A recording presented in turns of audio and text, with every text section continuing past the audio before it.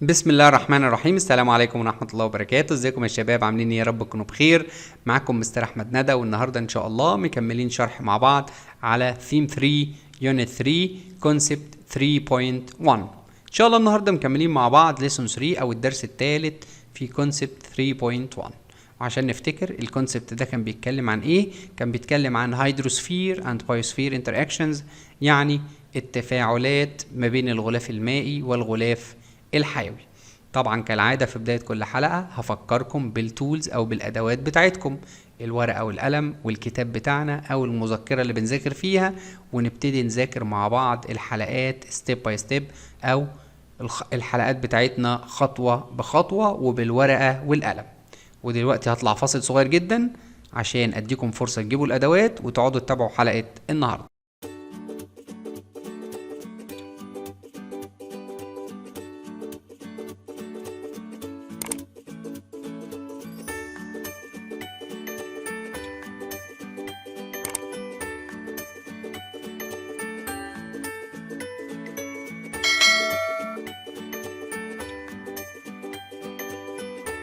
ورجعت لكم من الفاصل يا شباب علشان نبدأ نشرح مع بعض ليسون 3 في كونسبت 3.1.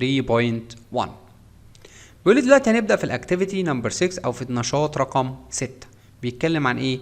ايرثز سيستمز، الأنظمة المتواجدة على كوكب الأرض.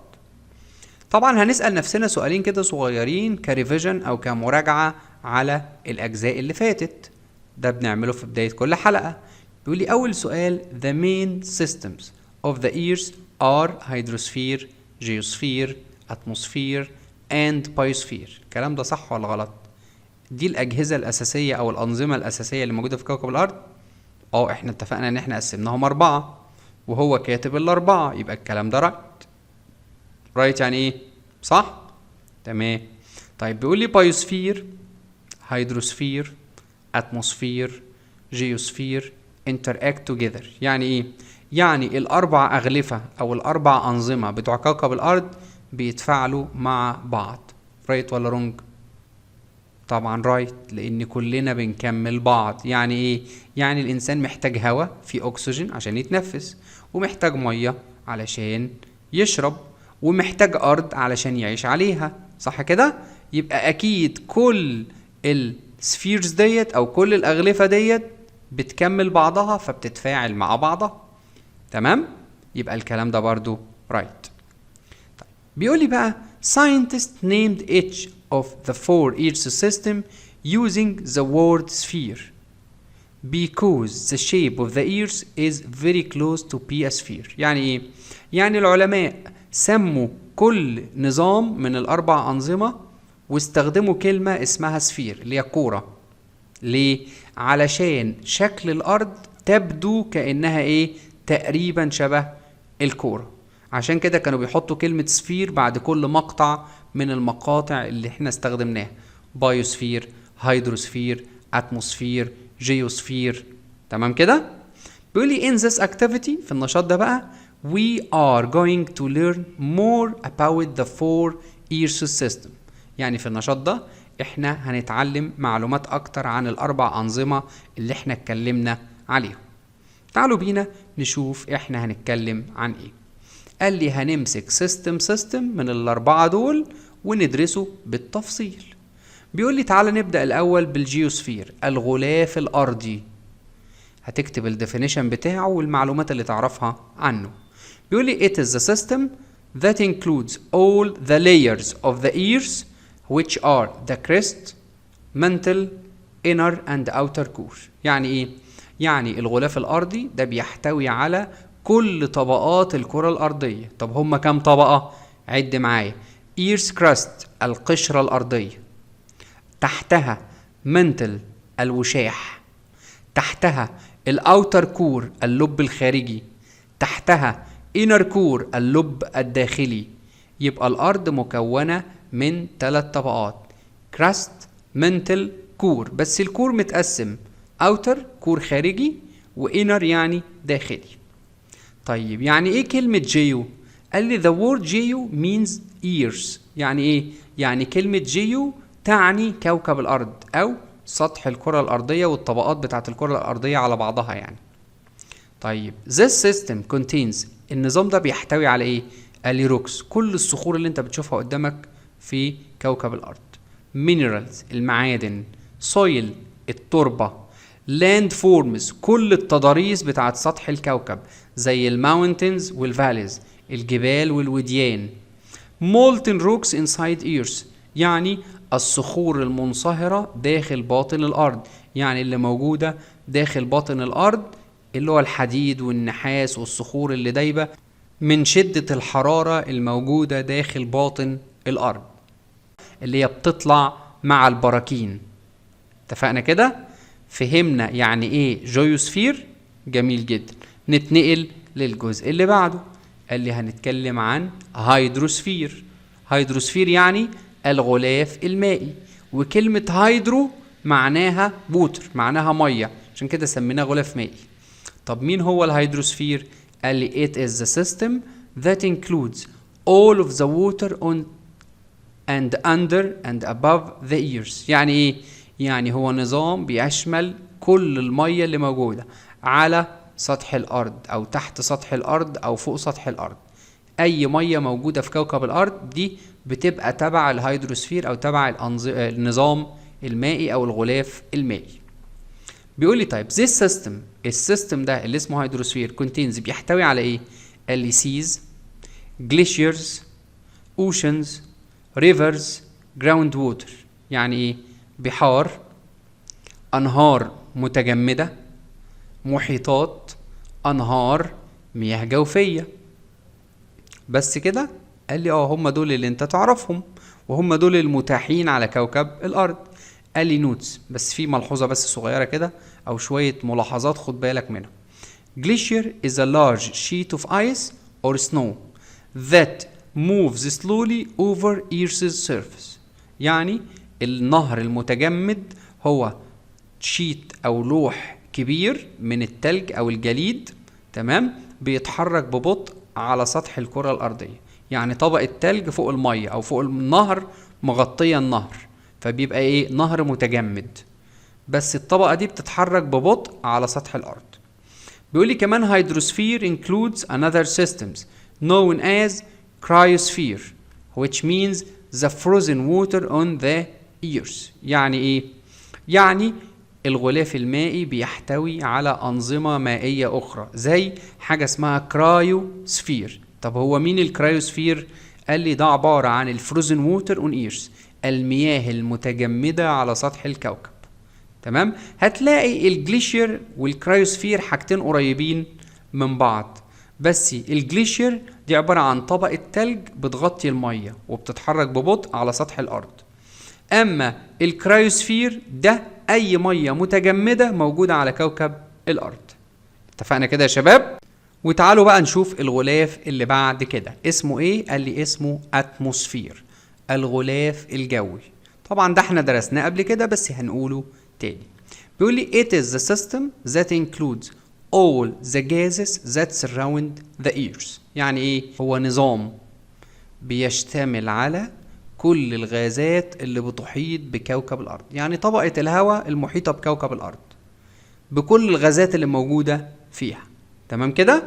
طيب كلمة اتموس دي معناها ايه؟ قال لي means vapor، معناها بخار، وبخار المقصود به هنا ايه؟ الهواء. علشان كده اتموسفير is usually called air، ساعات بنسمي الغلاف الجوي الهواء، لان الهواء هو مجموعة الغازات المحيطة بالكرة الارضية. طيب الاير او الاتموسفير، الهواء او الغلاف الجوي ده عبارة عن ايه؟ قال لي is a mixture of many kinds of gases، هو خليط من العديد من الانواع من الغازات such as، مثل هقول لك اشهر 3 غازات انت تعرفهم: اكسجين جاز، كربون دايوكسيد جاز، نيتروجين جاز. غاز الاكسجين، غاز ثاني اكسيد الكربون، غاز النيتروجين. تمام كده يا شباب؟ نتنقل على الغلاف اللي بعد كده اللي هو اسمه ايه؟ بايوسفير. بايوسفير يعني الغلاف الحيوي. طب ده عبارة عن ايه؟ قال لي it is the system that includes all living organisms on earth.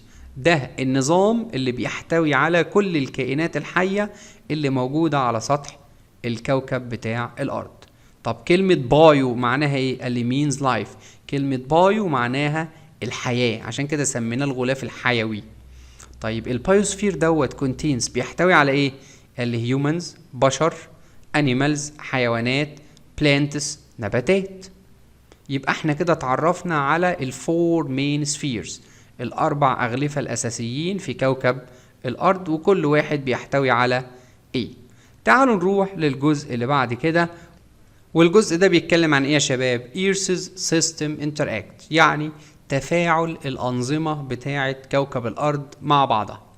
بيقول the following table represents some phenomena that show the interaction between different four systems of the Earth. يعني ايه؟ يعني الجدول اللي جاي ده هيوضح لنا الظواهر اللي بتحصل او بتعرض لنا التفاعلات المختلفة اللي بتحصل ما بين الأنظمة بتاعة الأرض المختلفة. قال لي هنا هنكتب الانتراكشنز، التفاعلات اللي بتحصل ما بين أنهي غلاف وأنهي غلاف، وهنا هنكتب الفينومينا، الظواهر التي تحدث. تمام كده؟ بيقول لي لما الهيدروسفير interact with جيوسفير، يعني لما الغلاف المائي يتفاعل مع الغلاف الأرضي، إيه الظواهر اللي ممكن تحدث؟ قال لي erosion of rocks by water. يعني إيه؟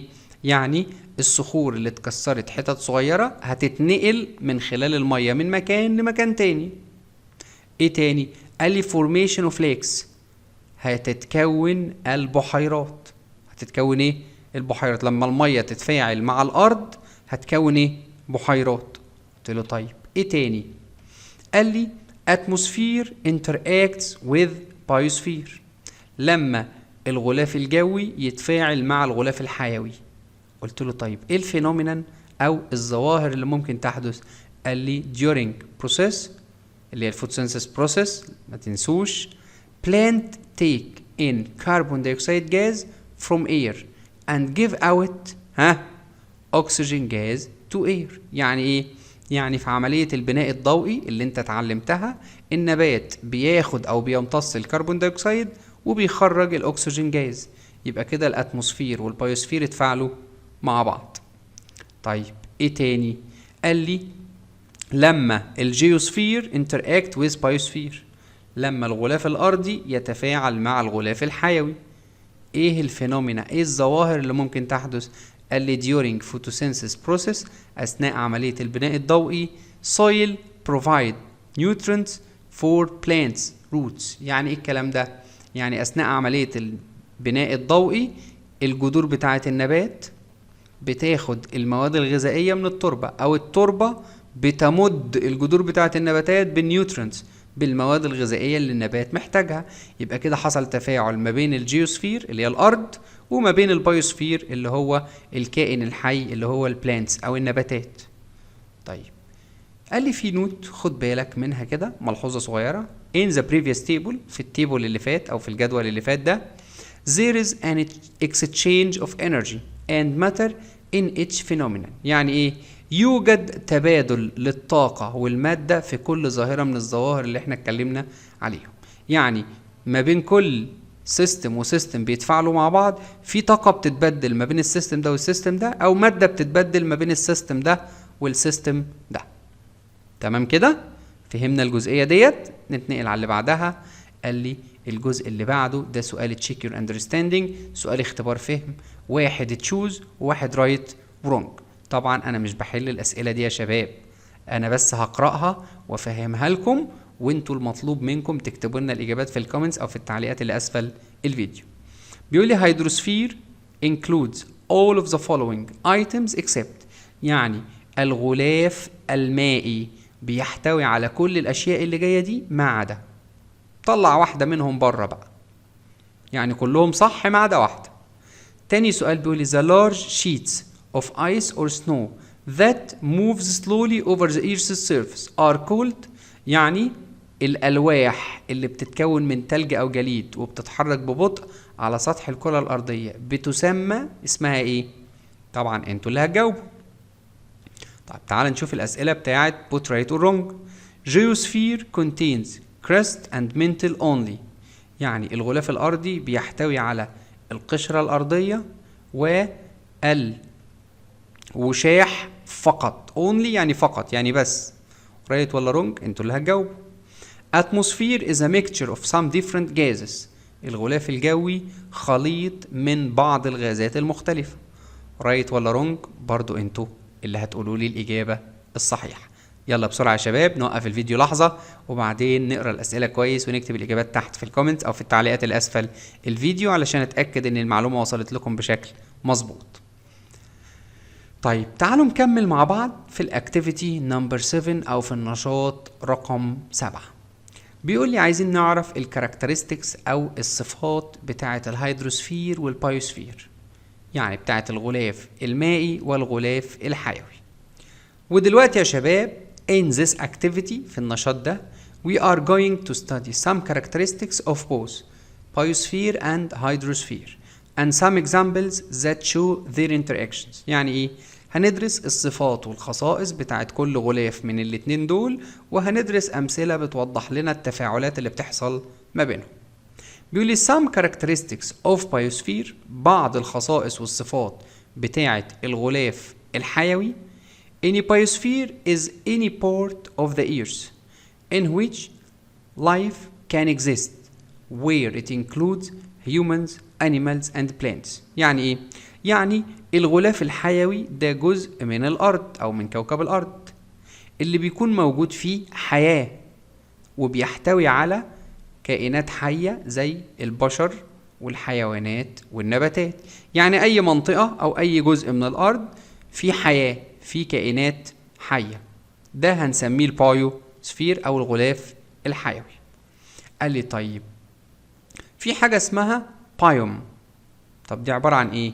قال لي it is a large region of the world that has similar soil, climate, plants, animals. يعني إيه؟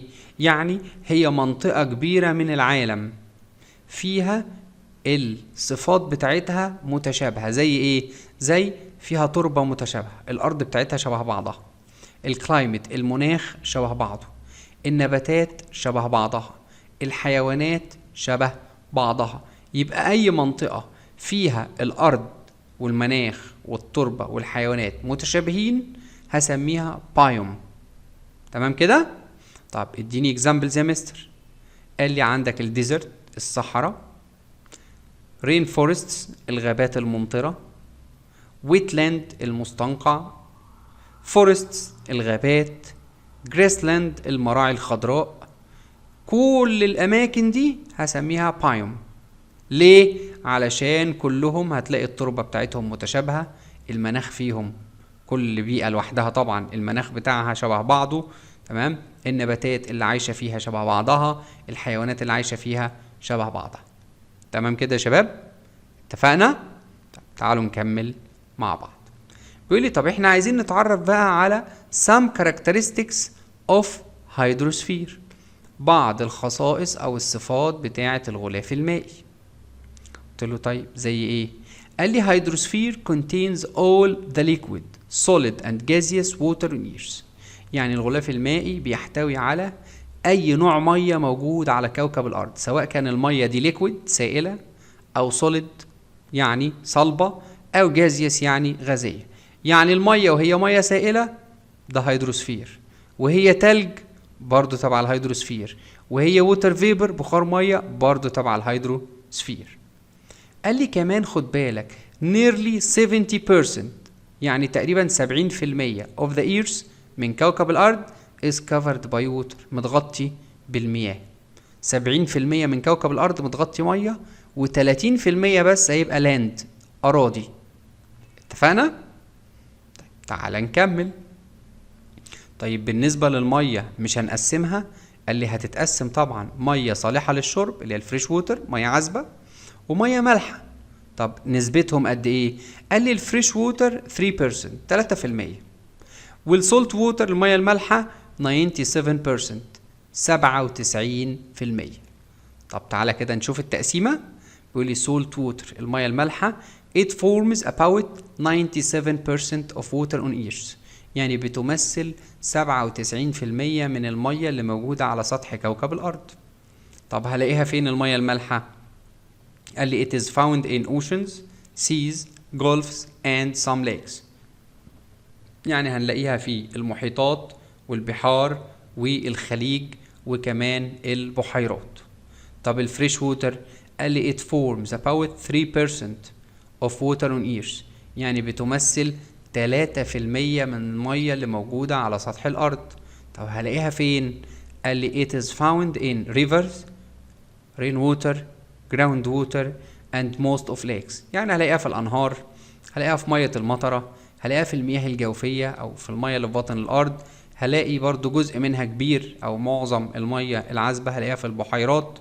يبقى كل دي بتعتبر أماكن فيها مية سواء كانت سولت ووتر أو فريش ووتر بس بنسب مختلفة. طبعا أغلب الكرة الأرضية مية مالحة مش مية عذبة، يعني معظم الأرض أو معظم كوكب الأرض المية اللي موجودة فيه سولت ووتر مش فريش ووتر. تمام؟ طيب تعالوا نكمل مع بعض.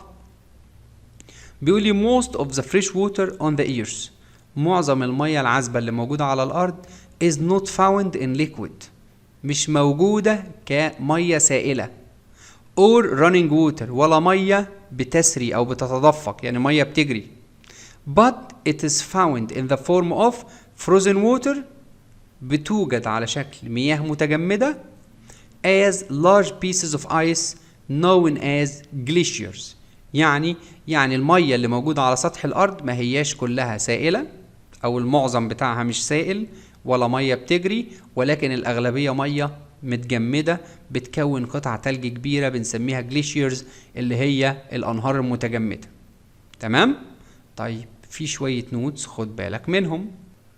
ground water is water that lays beneath or under the earth's surface and has been leaked into earth through a layer of porous rocks forming what is known as aquifer. يعني ايه الكلام ده يا مستر؟ يعني المية اللي تحت الأرض هي عبارة عن مية موجودة أسفل سطح الأرض وبتتسرب إلى الأرض من خلال الطبقة ديت بيبقى فيها porous rocks أو صخور مسامية، يعني صخور ما بينها فتحات أو ثقوب. تمام؟ وبتسمى aquifer يعني مياه جوفية. تمام كده؟ تاني نوت معانا أو تاني ملحوظة معانا بيقول لي ground water supplies wells and springs with water، المياه اللي في باطن الأرض بتمد الآبار و springs اللي هي الينابيع بالمية.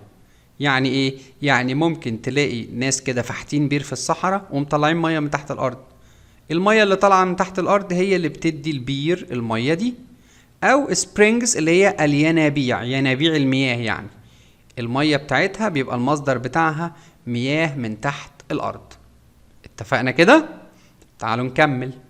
بيقول لي طيب اديني examples of hydrosphere and biosphere interactions، اديني أمثلة على التفاعل اللي بيحصل ما بين الغلاف الحيوي والغلاف المائي.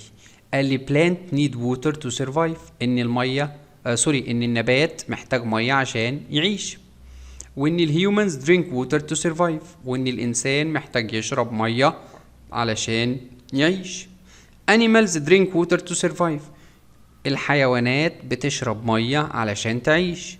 water is the habitat of fish، يعني ايه؟ يعني المية منزل او مسكن بيسكنه الاسماك. صح كده؟ كل ده interactions او تفاعلات بتحصل ما بين الهيدروسفير والبايوسفير، ما بين الغلاف المائي والغلاف الحيوي. طيب تعالوا كده نشوف انتوا فهمتوا الموضوع ولا لسه. هنقول لكم السؤالين بتوع check your understanding اللي هم أسئلة اختبار الفهم. both right or wrong، هتحط علامة صح أو غلط. بيقول لي most of water surfaces on the earth contain salt water، معظم الأسطح المائية أو الأماكن اللي فيها مية على كوكب الأرض بتحتوي على مية مالحة. right ولا wrong؟ انتوا اللي هتقولوا. ارجعوا شوفوا نسبة المية المالحة كانت قد إيه والمية العذبة قد إيه وانتوا تعرفوا. Most of lakes have fresh water while some other lakes have salt water، معظم البحيرات بتحتوي على مياه عذبة وقلة أو بعض من البحيرات بيحتوي على مياه عذبة. رايت ولا رونج؟ برضو انتوا اللي هتحددوا. يلا بسرعة وقفوا الفيديو اقروا الاسئله كويس واكتبوا لنا الاجابات تحت في الكومنتس او في التعليقات اللي اسفل الفيديو علشان اتاكد ان المعلومات وصلت لكم بشكل صحيح.